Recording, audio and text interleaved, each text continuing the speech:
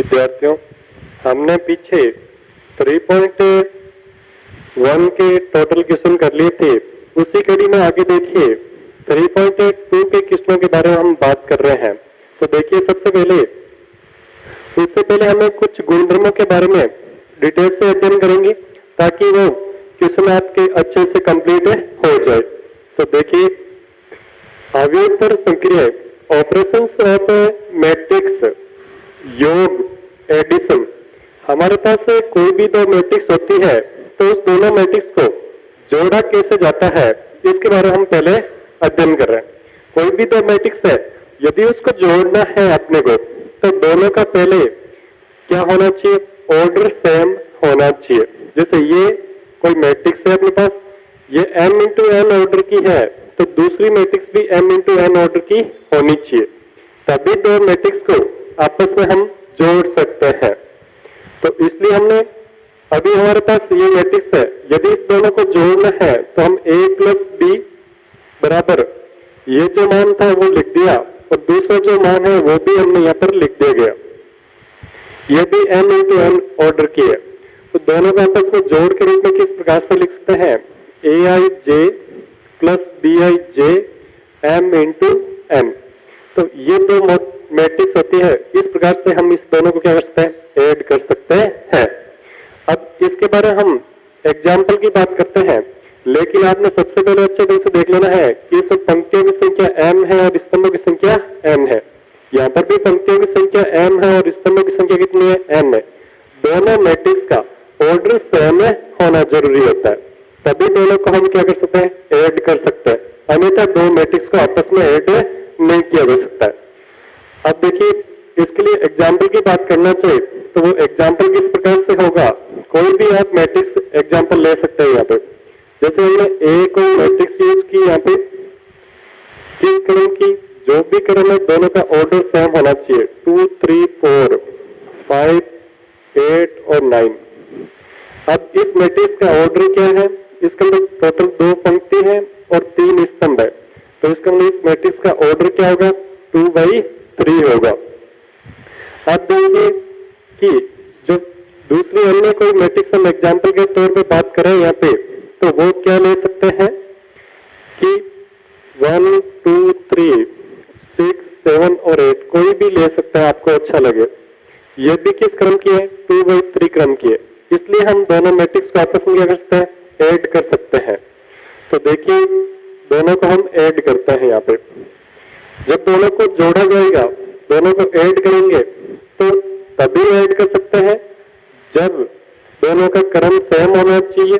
तो दोनों का क्रम सेम है इसलिए हम दोनों को ऐड करेंगे, लेकिन ऐड करते टाइम आपको विशेष की ध्यान रखना है इसमें कि हमारे पास संगत अवयव आपस में क्या होंगे, जुड़ेंगे इसके अंदर।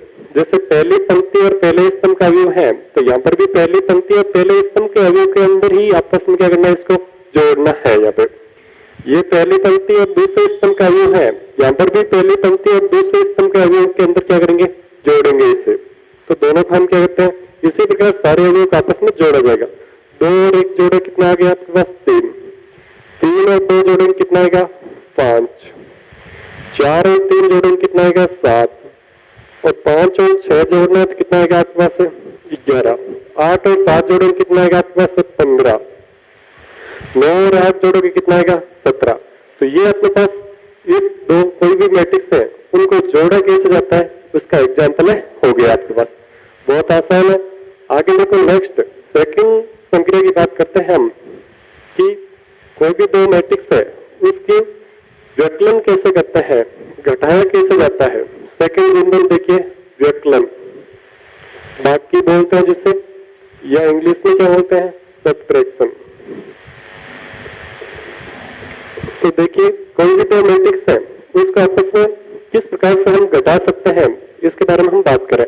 वही सेम हमारे पास A बराबर aij m इंटू n क्रम की कोई मैट्रिक्स है, हमने कोई दूसरी मैट्रिक्स ले ली अपने B बराबर क्या लिया, bij m इंटू n। तो कोई भी दो मैट्रिक्स है आपस में माइनस करने से पहले ये देखना होता है कि हमारे पास दोनों मैट्रिक्स का ऑर्डर सेम होना चाहिए। तो ये भी m इंटू n क्रम की मैट्रिक्स है और ये भी किस क्रम की है, m इंटू n क्रम की मैट्रिक्स है। इसका मतलब इस दोनों मैट्रिक्स को हम आपस में क्या कर सकते हैं, माइनस कर सकते हैं। तो a minus b, a minus b, एक जो मैट्रिक्स है उसका ऑर्डर क्या है, a i j m into m minus b i j m into m. और इसी के अंदर हम जो भी मैट्रिक्स वापस प्राप्त होगी वो भी किस क्रम की प्राप्त होगी, m इंटू n क्रम की प्राप्त होगी, चाहे दोनों को जोड़े चाहे दोनों को माइनस करें। तो इसका भी हम क्या करते हैं, एग्जाम्पल लेते हैं आपके सामने। तो देखिए कि कोई भी एनिमल आप एग्जाम्पल यूज कर सकते हैं यहाँ पे। तो ये हमने क्या किया, इसका एग्जाम्पल यूज करते हैं कि a बराबर क्या लिया गया, a बराबर लिया 1 2 0 और 5 8 और 0 ले सकते हैं। b अपने कोई मैट्रिक्स ले ली, तो ये ले ली 1 3 4 -1 2 और 0 ले लिया अपने पास। अब दोनों मैट्रिक्स को क्या करना है, आपको माइनस करना है। तो हम दोनों को माइनस करते हैं। पहले वही बात, इस दोनों मैट्रिक्स का ऑर्डर सेम होना चाहिए। तो यहाँ पर देखा गया तो इसका ऑर्डर क्या है 2/3, इसका ऑर्डर भी क्या है 2/3, क्योंकि इसके अंदर 2 रो है और 3 कॉलम है। इसका इस मैट्रिक्स का ऑर्डर 2/3 है और इसी प्रकार इसका भी क्या है 2/3 है।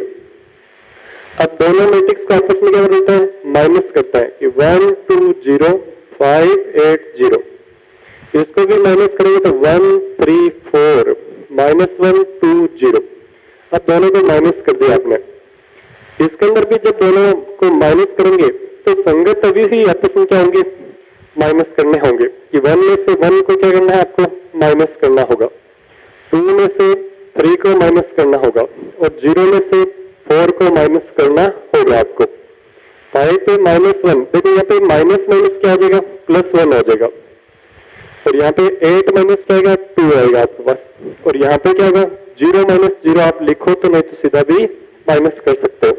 तो इसका मान क्या आ रहा है आपके पास, ये देख लीजिए कि हमारे पास जब दोनों को इसको माइनस कर दिया गया तो इसका मान आ रहा है आपके पास, देखिए 1 में से 1 माइनस क्या आ गया आपके पास 0, 2 - 3 कितना आ गया -1, ये आ जाएगा -4, ये आएगा 6 और ये भी 6 और ये क्या आ जाएगा आपके पास 0 आ जाएगा।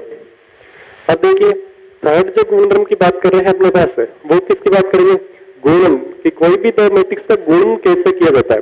सबसे अहम और महत्वपूर्ण गुणनफल होता है कि दो मैट्रिक्स की गुणा, जो आपको बहुत ही यूजफुल होता है। इसके लिए हम करते क्या है कि जैसे वही बात आपके पास थर्ड गुणनफल की बात कर रहे हैं, गुणन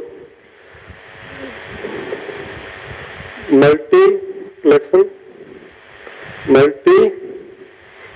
की बात करेंगे अपने मल्टीप्लेक्शन। तो देखिए इसके अंदर करना क्या होता है आपके पास कि दो मैट्रिक्स है उसका गुणन कैसे करते हैं, गुणा किस प्रकार से की जाती है, इसके बारे में हम यहाँ पे क्या कर रहे हैं, बात कर रहे हैं। तो देखिए कि हमारे पास जैसे ये मैट्रिक्स ली गई A बराबर AIJ M इंटू N और दूसरी मैट्रिक्स ली गई आपके पास BIJ और क्या है, अपने को करना क्या होता है, या M इंटू N भी ले सकते हो या M इंटू P ले लिया, एक बार समझने के लिए अच्छे ढंग से समझ में आएगा। P इंटू क्या लिया, N ले लिया। जैसे ये कोई मैट्रिक्स है A बराबर AIJ M into P order की है, इसके अंदर क्या होगा कि हमारे पास जो पहली मैट्रिक्स है उसके अंदर टोटल जो पंक्ति है वो कितनी है, M है और स्तंभ कितने हैं, P है। लेकिन जो सेकंड मैट्रिक्स है उसके अंदर क्या है आपके पास, पंक्तियों की संख्या P है और स्तंभों की संख्या कितनी है, M है। तो हमारे पास कोई भी दो मैट्रिक्स से गुण करने से पहले आपको ये जरूर देखना होगा कि हमारे पास पहली मैट्रिक्स के अंदर जो स्तंभों की संख्या है वो दूसरी मैट्रिक्स के पंक्तियों की संख्या के आपस में क्या होनी चाहिए, बराबर होनी चाहिए, तभी आपस में दो मैट्रिक्स की गुणा कर सकते हैं, अन्यथा गुण में नहीं होता है। तो हम यहाँ पर ये देख सकते हैं, देखिए कि ये P है वो दोनों में कैसा होना जरूरी होता है, सेम होना जरूरी होता है आपके पास। तो ये आपने देख चुके हैं सभी कि ये दोनों के अंदर सेम है, तभी दो मैट्रिक्स के आपस में क्या कर सकते हैं, गुणा कर सकते हैं। और अपने पास जो गुणा करने के बाद में जो मैट्रिक्स प्राप्त होगी वो किस क्रम की प्राप्त होगी, m इंटू n क्रम की, जो पीछे आपके शेष बचा है यहाँ पर m इंटू n के क्रम की प्राप्त होगी। लेकिन यहाँ पे a और b की गुणा तो कर सकते हैं, a b तो निकाल सकते हैं, लेकिन इससे हम ba नहीं निकाल सकते हैं, ba नहीं निकाला जा सकता है, क्योंकि यहाँ पे इस पे जो यदि इसको ba निकालेंगे तो हमारे पास होगा क्या, इसमें जो स्तंभों की संख्या n है b के अंदर, वो पंक्तियों की संख्या a के बराबर होनी चाहिए या पंक्तियों की संख्या m होगी। तो इसका मतलब अपने पास ba गुणनफल इस दो मैट्रिक्स का संभव नहीं होगा। संभव तभी हो सकता है कि पहली मैट्रिक्स के स्तंभों की संख्या दूसरी मैट्रिक्स के पंक्तियों की संख्या के आपस में क्या होनी चाहिए, बराबर होनी चाहिए, तभी गुणनफल होगा। अब यहाँ पर इस दोनों की हम आपस में गुणा करेंगे तो क्या आएगा, aij bij, और साथ में ऑर्डर क्या होगा इसका, m इंटू n, जो पीछे आपके शेष बचा है वही इसका ऑर्डर होगा। और अच्छे ढंग से देखते हैं, एग्जाम्पल से आपके क्लियर हो जाएगा। तो देखिए हम यहाँ पर इसका एग्जाम्पल लेते हैं, वो आपको अच्छे ढंग से देखना है कि एग्जाम्पल हमने लिया, जैसे कोई भी दो मैट्रिक्स ले ली, ए जो मैट्रिक्स ली अपने पास 2 3 4 -1 2 0, ये किस क्रम की मैट्रिक्स है पहले तो ये आपको देखना जरूरी होगी। यहाँ पे इसके अंदर 2 रो है और 3 कॉलम है, इसका मतलब ये अपने पास 2/3 क्रम की मैट्रिक्स है। किस क्रम की मैट्रिक्स है, 2/3 क्रम की मैट्रिक्स है। अब जो अपने को नेक्स्ट जो मैट्रिक्स लेनी है तो उसमें इस बात का आपको ध्यान रखना है कि इसका गुणन करने की बात कर रहे हैं तो इसमें रो कितने होने जरूरी होता है, 3 रो होने जरूरी होता है। कॉलम उस मैट्रिक्स में कितने भी हो सकते हैं, उससे हमने कोई लेना देना नहीं होता है। तो देखिए हम -5 1 0 6 3 2 -1 2 और क्या ले लिया अपने पास, 0 ले लिया। अब देखिए हमने क्या किया, किस बात का ध्यान रखा इसमें कि इसमें रो 3 होने चाहिए, तो ये रो 3 है, इसमें कॉलम भी कितने 3 है, या कॉलम आप 2 भी ले सकते थे, 1 कॉलम भी ले सकते हैं, कोई फर्क नहीं पड़ेगा आपके पास। तो यहाँ पर हमने किस बात का ध्यान रखा है कि हम यहाँ पे ए और बी मैट्रिक्स के आपस में गुणा करेंगे तो पहले मैट्रिक्स के अंदर जो स्तंभों की संख्या है वो दूसरी मैट्रिक्स के पंक्तियों की संख्या के आपस में बराबर होनी चाहिए, तभी दो मैट्रिक्स का आपस में गुणन कर सकते हैं। तो यहाँ पर देखिए कि इसके अंदर ये देखो 3 है, तो यहाँ पर भी क्या है 3 है, तो इस दोनों मैट्रिक्स के आपस में गुणन क्या है, पॉसिबल है, हम दोनों को गुणा कर सकते हैं। तो देखिए हम गुणन करेंगे तो इन दोनों को पहले पास में लिखते हैं आपको 2 3 4 -1 2 0 और क्या लिखा आपने पास -5 1 0 6 3 2 और -1 2 0, ये मैट्रिक्स अपने लिख लेंगे। अब देखिए हम दोनों के आपस में गुणन करते हैं और गुणा करते टाइम अपने को विशेष के ध्यान रखना है कि जो पंक्ति है उसको किससे गुणा होगी, स्तंभ से, कि जो फर्स्ट पंक्ति है उसको फर्स्ट स्तंभ से गुणन होगा आपके पास, या फिर पंक्ति को फिर नेक्स्ट स्तंभ से, फिर पंक्ति को फिर नेक्स्ट स्तंभ से, इसी प्रकार यहाँ पे भी पंक्ति को स्तंभ से और इसी पंक्ति को इस स्तंभ से और फिर इस पंक्ति को स्तंभ से अपने को गुणा करनी होगी। तो देखिए सभी कि हम करते क्या, यहाँ पे इसका गुणा स्टार्ट करते हैं। इसके अंदर बात करना चाहिए तो गुणन किस प्रकार से करना होगा आपको, 2 को किससे, क्योंकि इसका गुणन का और भी हम अच्छे ढंग से देख सकते हैं कि ये मैट्रिक्स किस क्रम की आ रही है, अभी आपने देख लिया होगा कि ये किस क्रम की थी आपके पास, 2/3 2/3, ये किस क्रम की थी आपके पास, 3/3, मतलब आपके पास जो मैट्रिक्स प्राप्त होगी ये तो दोनों में सेम हो ही जाएगा, आपके पास जो प्राप्त होगी वो किस क्रम की आएगी, 2/3 क्रम की मैट्रिक्स आएगी आपके पास। तो हम 2/3 क्रम की मैट्रिक्स लिख लेते हैं एक बार आपको बताने के लिए, ताकि अच्छे ढंग से समझ में आ सकता है। आपके पास A12 कि इसके अंदर टोटल रो कितने होने चाहिए, 2 होने चाहिए, जो मैट्रिक्स प्राप्त होगी उसके बारे में बात कर रहा हूं आपके सामने। A21 A22 A23, तो देखिए ये 2/3 क्रम की मैट्रिक्स है। तो यहाँ पर इसको मैंने ये लिखने का मकसद यहाँ पर यह है कि आप गुणन यहाँ से भी आप देख सकते हो, नहीं तो आपको सीधा ही देखना है वैसे। तो देखिए कि इसमें पहली पंक्ति को पहले स्तंभ से गुणा होनी है, पहली पंक्ति को दूसरे स्तंभ से गुणा होनी है और पहली पंक्ति को तीसरे स्तंभ से गुणा होनी है। यहाँ पर दूसरी पंक्ति को पहले स्तंभ से, दूसरी पंक्ति को दूसरे स्तंभ से और दूसरी पंक्ति को तीसरे स्तंभ से गुणा होनी, ये चीज भी आप साथ में देख सकते हो, यहाँ पर देखना चाहिए। तो नहीं तो अपने को नेक्स्ट देखो, इस पंक्ति को इस स्तंभ से गुणा करेंगे, इस पंक्ति को भी इस स्तंभ से गुणा करेंगे और इस पंक्ति को भी इस स्तंभ से क्या करेंगे, गुणा करेंगे। देख लीजिए कैसे करते हैं। 5 को -2 से गुणा किया कितना आ गया 10 माइनस के 10। 3 को 6 से गुणा कितना आएगा प्लस 18 आ जाएगा। 4 को -1 से गुणा करेंगे कितना आएगा -4। बीच में आपको प्लस का चिन्ह यूज करना है, लेकिन यहाँ 4 को -1 से गुणा करेंगे क्या आएगा माइनस हो जाएगा, और प्लस माइनस क्या होता है माइनस होता है। तो 2 को 1 से गुणा किया क्या आएगा 2, 3 को 3 से गुणा किया 9, 4 को 2 से गुणा किया 8, क्योंकि देखो हमने सबके बीच में किसका चिन्ह यूज किया है, प्लस का चिन्ह ही यूज किया। तो यहाँ पे आप देख चुके हो कि पहली पंक्ति को पहले स्तंभ से गुणा की, यहाँ क्या गया पहली पंक्ति को दूसरे स्तंभ से गुणा की गई। ऐसे पहली पंक्ति है, इसको उठाया और इसको ऐसे तिरछा किया और इस स्तंभ पे रख के गुणा किए गए। इसी प्रकार आगे की बात करेंगे तो पहली पंक्ति को तीसरे स्तंभ से गुणा करनी, तो इस पहली पंक्ति को तीसरे स्तंभ से आगे गुणा कर रहे हैं, तो देख लीजिए। इसी प्रकार यहाँ पे आगे नेक्स्ट बात भी ऐसी होगी कि दूसरी पंक्ति को पहले स्तंभ से गुणा करना, फिर दूसरी पंक्ति को दूसरे स्तंभ से गुणा करना, फिर दूसरी पंक्ति को तीसरे स्तंभ से गुणा करनी है। तो देख लीजिए 2 को 0 से गुणा करेंगे 0, 3 को 2 से गुणा करेंगे क्या आएगा 6, 4 को 0 से गुणा करेंगे क्या आएगा 0 आ जाएगा पास। अब इसी प्रकार इसकी भी पहली दूसरी जो पंक्ति है उसको पहले स्तंभ से आपस में क्या करनी है गुणा करनी है। -5 को -1 से गुणा करेंगे कितना आएगा 5, क्योंकि माइनस माइनस क्या हो जाएगा प्लस हो जाएगा। 2 को 6 से गुणा करेंगे कितना आएगा 12, 0 को -1 से गुणा करेंगे क्या आएगा 0, चाहे माइनस का लिखिए चाहे प्लस का लिखिए, वैसे माइनस का चिन्ह है तो -0 लिख दिया गया। -1 कि -1 को 1 से गुणा किया -1, 2 को 3 से समझ आ गया ना अच्छे ढंग से कि इस पंक्ति को इस स्तंभ से गुणा करनी है। 2 को 3 से गुणा करेंगे क्या आएगा 6, 0 को 2 से गुणा करेंगे क्या आएगा 0 आ जाएगा। -1 को 0 से गुणा क्या आएगा 0, 2 को 2 से गुणा किया कितना आएगा प्लस 4, और 0 को 0 से गुणा करेंगे क्या आ जाएगा 0 आ जाएगा पास। तो ये हमने देख चुके हैं कि इनके आपस में गुणा होगी। दोबारा देख लीजिए, इस पंक्ति को इस स्तंभ से गुणा करनी है, फिर इस पंक्ति को फिर आगे वाले स्तंभ से, फिर इस पंक्ति को फिर आगे वाले स्तंभ से क्या करनी है गुणा करनी है आपको।